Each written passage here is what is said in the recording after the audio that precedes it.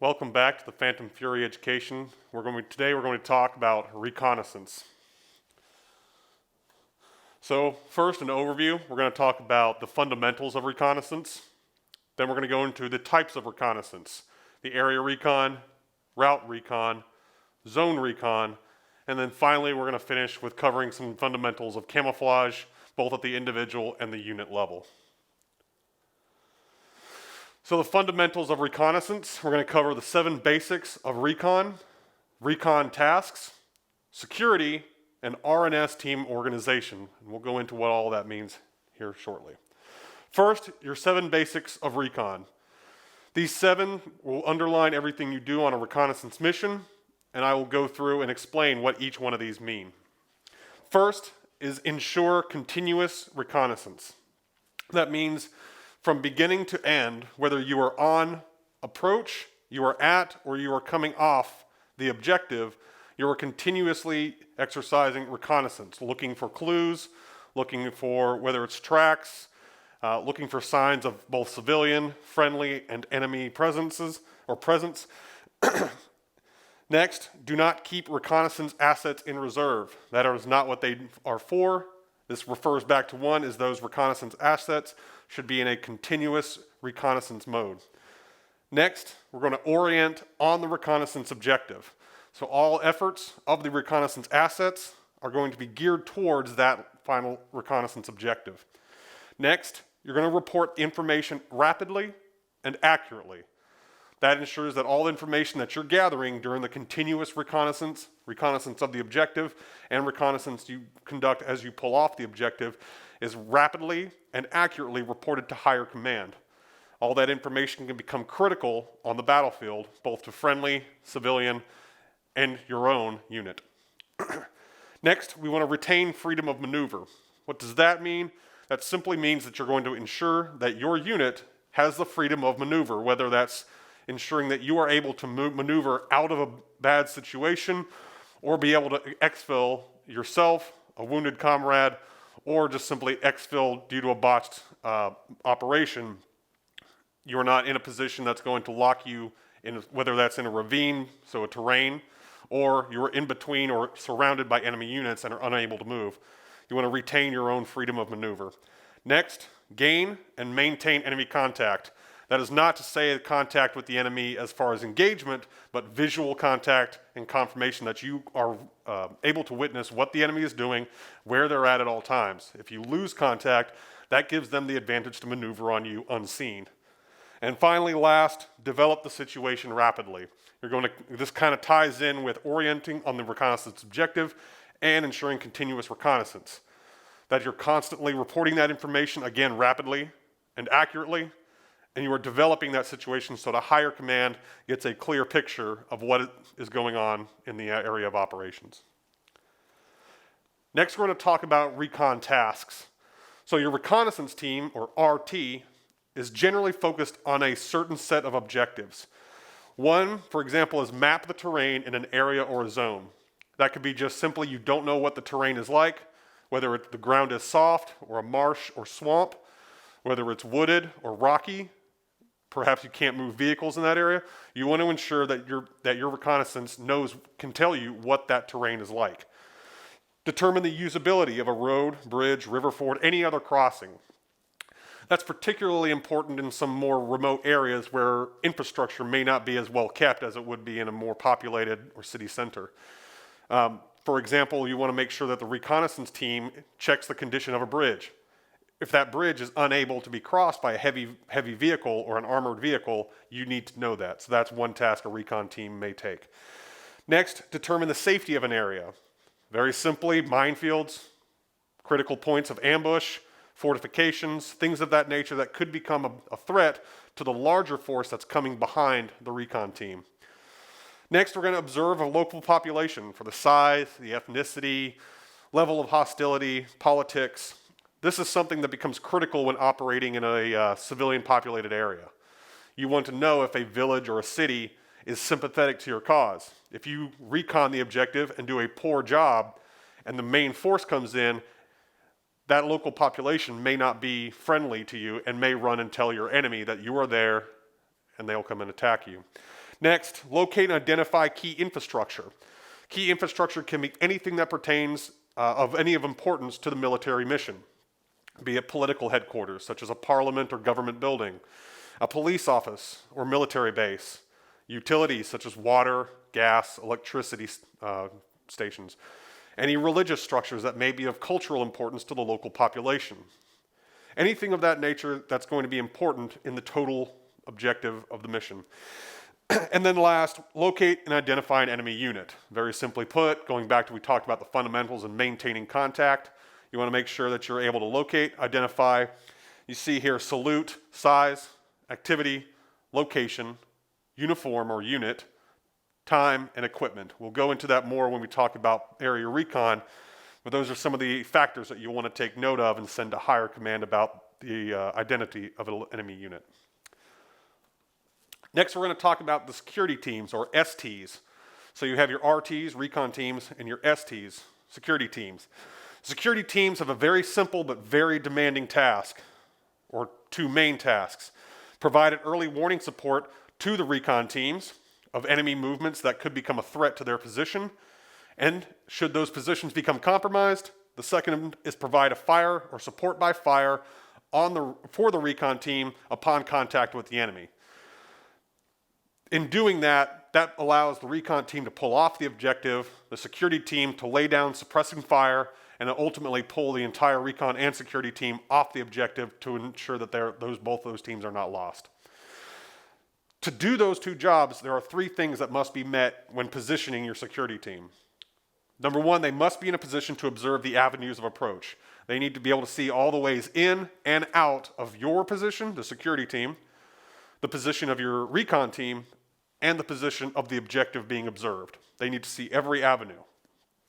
Next, they need to see the actual recon team themselves. You cannot protect them if you cannot see them and don't know where they're at or what they're doing. And then finally, the objective itself. You need to be able to observe the objective and ensure enemy forces on that objective are not behaving erratically, which is to say they possibly have know where your position is and you're being compromised. So they need to be able to calculate that. Finally, the last job that security teams will be doing is communicating with higher command in the event of a compromise. So, if compromised, security team will lay down suppressive fire, allow the recon team to maneuver off the objective, and then simultaneously be radioing to command that the mission has been compromised and they are in the process of falling back to a safe and secure position. Now we're going to talk about how both the recon teams and the security teams, the RT and the ST, combine to make team organization. Fundamentally, there are three ways that these teams are organized. Number one is just having separate recon and separate security teams. Number two is a combined recon and security teams together. And then finally, a recon and security teams with a larger security QRF or quick reaction force. In the chart here, we look at these three positions. Number one, with separate recon and security teams, you have the patrol headquarters, you have a recon element and a security element, each with their own recon and security teams. Number two, recon element 1 and recon element 2. All you have is a recon team and a security team combined into one team inside.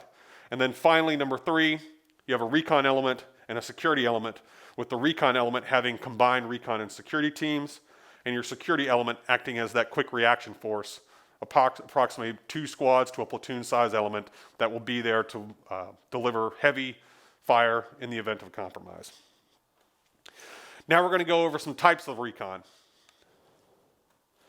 So first we look at area recon. We're going to look at some area recon basics, point area recon, contact area recon, civil area recon, and finally finish with tracking area recon. So first, some area recon basics. Area recon is focused on a detailed information of a prescribed area. Again, like we mentioned before in the intro to this section, we look at 4 types of point, contact, civil, and tracking.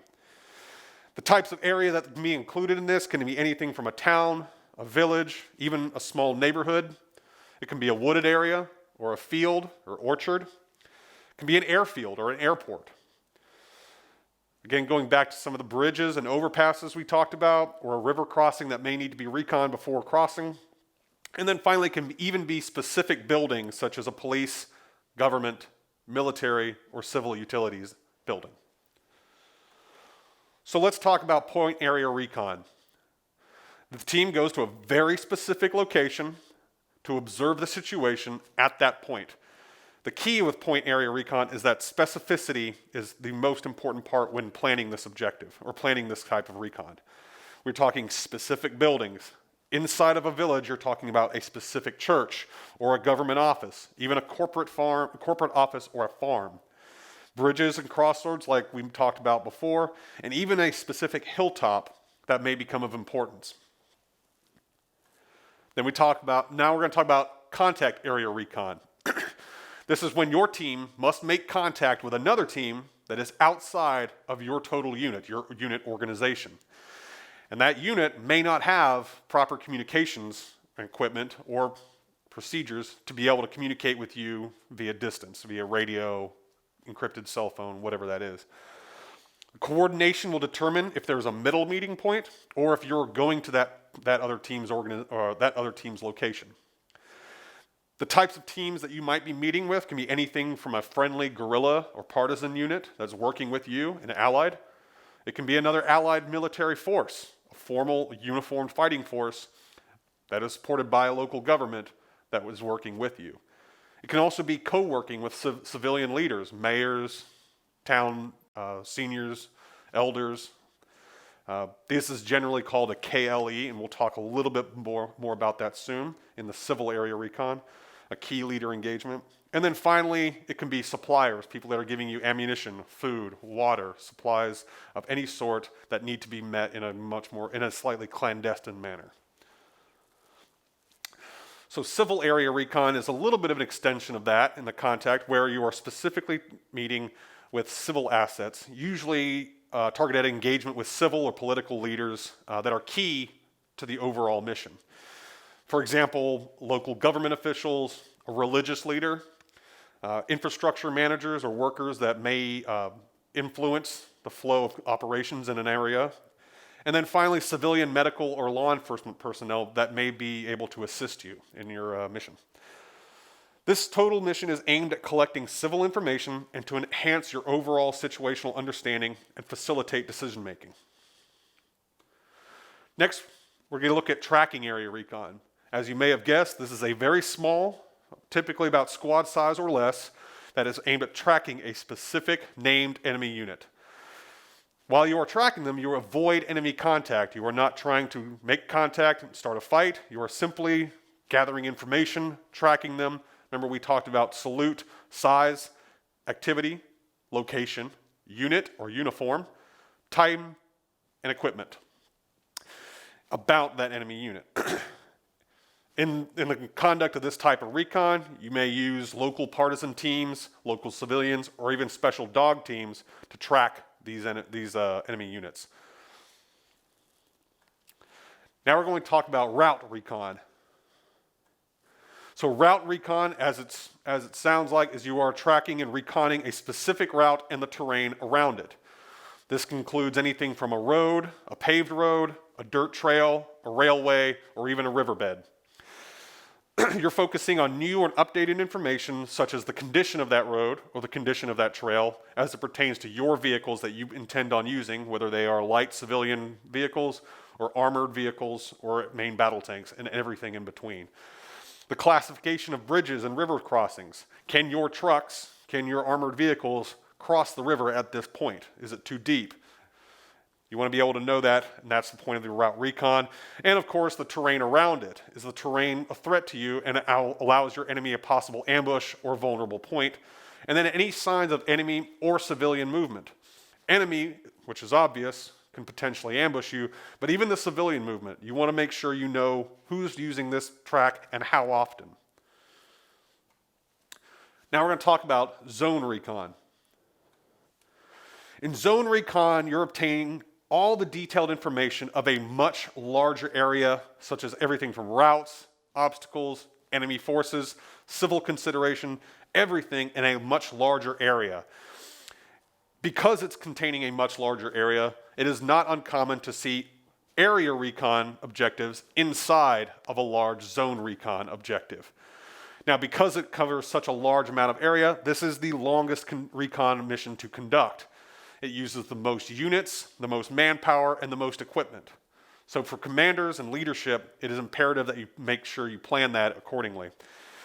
All units, when launching a zone recon, begin from a line of departure and move in a linear method, being tracked by phase lines or checkpoints via radio, so that the commanding officer, the officer in charge of this entire zone recon, is able to track where each unit is to ensure nobody's getting overlapped, nobody's getting left behind, and nobody's advancing too fast. Finally, we're going to talk about some camouflage techniques. First, we'll look at some fundamentals of camouflage. Then we'll talk about the personal camouflage for the individual soldier. Then we'll finish with total unit camouflage for both the unit and their equipment as well. So your fundamentals of camouflage are going to be based off what is commonly called in the military circles METTC, METT-TC. METTC, in addition to affecting your camouflage, is also going to affect most of the mission planning and how you conduct operations. But in the context of camouflage, this is going to look at, first, your M, mission. The mission always comes first and must not be hindered. If something you're doing is hindering the total mission objective, you need to make sure that that's taken into consideration and possibly eliminate those actions. Next, the enemy, the capabilities of their recon and their detection units. If you're using a camouflage technique that does not work to thermal sensors, and you know that the enemy is using thermal sensors or other detection techniques, that camouflage technique is a waste of time and you need to reconsider. Next, we look at terrain or weather. This determines what materials you're going to use. If you're on rocky, sparsely vegetated terrain, it is not of any use to use desert camouflage techniques. An easy example, but it goes a long way. Of course, the weather, if it's heavy winds, heavy rain, that'll also affect what you are able to do as far as camouflage. Next, time. How long do you have to employ this camouflage? If you're going to be in a position for a long period of time, you have the luxury of doing a very good job of camouflaging yourself and your position. However, if you will not be there for very long, perhaps it is not worth putting that much effort into because you're just going to abandon that position fairly quickly. Because you will also have other tasks to do, such as cleaning weapons, security, patrols, eating, lots of other jobs on the objective. Finally, your troops. Ensure your dispersion. How many people are in your recon patrol? If you only have a small amount, that's one thing. If you have a large company-sized platoon doing a zone recon, you want to ensure dispersion and proper techniques given the terrain. Use the terrain to your advantage. And finally, civilians. Civilians, as we've talked about, can both help but also hinder your total objective and can potentially act as information gatherers if they're found to be sympathetic to your cause. Next, there are 5 general techniques used when camouflaging both either yourself or your unit. These are hiding, blending, disguising, disrupting, and decoying. And we'll talk about each one of those a little bit more. First, hiding. Hiding is just simply screening or blocking the vision of the enemy. That is putting a solid object between you and the enemy. And that could be as simple as, instead of camping out on top of a hill, go down to the defilade behind the hill. It's very simple. Hiding. Screening or blocking. So for example, covering vehicles with a net, staying behind terrain and walls, fairly cut and dry. Next, blending, which is alternating the appearance to fit the background. Applying face paint, for example, putting brush or leaves, twigs, sticks on your helmet or kit. Wearing the proper camouflage uniform. If you're in a snow environment with about a foot of snow and everything's covered in white, it would not be smart to use a traditional camouflage pattern. Fairly simple. Next, disguising. Applying materials to mislead the enemy's target identification. So for example, storing equipment in civilian vehicles or containers. So if you have your vehicle, which is a civilian truck, you can easily disguise all of your equipment inside the bed of that truck without giving it away that is a military tactical vehicle. Painting the vehicles to resemble enemy vehicles.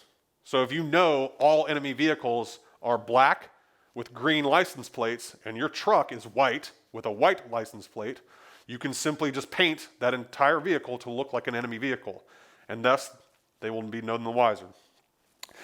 Next, disrupting, alternating, or eliminating regular patterns and target characteristics. So what does that mean? Is using items to change the human shape or the vehicle shape. The human eye is naturally drawn to the human silhouette. It picks that out very easily. So if you are able to alter your shape, whether it's through camouflage, the application of shrubbery, leaves, twigs, something that breaks up your natural silhouette, that'll help disrupt the ability for your enemy to find you. And then thermal items to hide heat signatures. This is a particular common one in urban situations where FLIR, or forward-looking infrared, heat signatures can be easily picked up. This is a great example that I've seen used in combat operations, is that in order to hide a marksmanship team or a sniper team, they will purposely sit near a hot water, hot air, or some sort of machinery on top of a building that naturally gives off a heat signature. So by sitting there, an enemy sniper that is using FLIR or heat sensing technology is less likely to pick you up because you are blended in with the natural heat of that equipment. And finally, decoying, deploying a false or simulated target to mislead or confuse the enemy. Very simple. So positioning light or heat signatures in an area where none of your soldiers are at, makes the enemy believe that you are there. They're no longer focused on where you actually are. And then, of course, fake vehicles or dummies, as we have probably all seen at this point, is the use of a round head-like shape on the end of a stick with a helmet on it, used to figure out where and if snipers are in the area. So now let's talk about personal camouflage, the individual camouflage of yourself and your soldiers.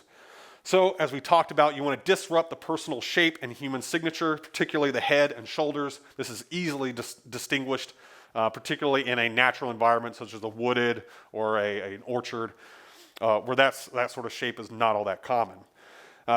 Use appropriate camouflage paint and vegetation.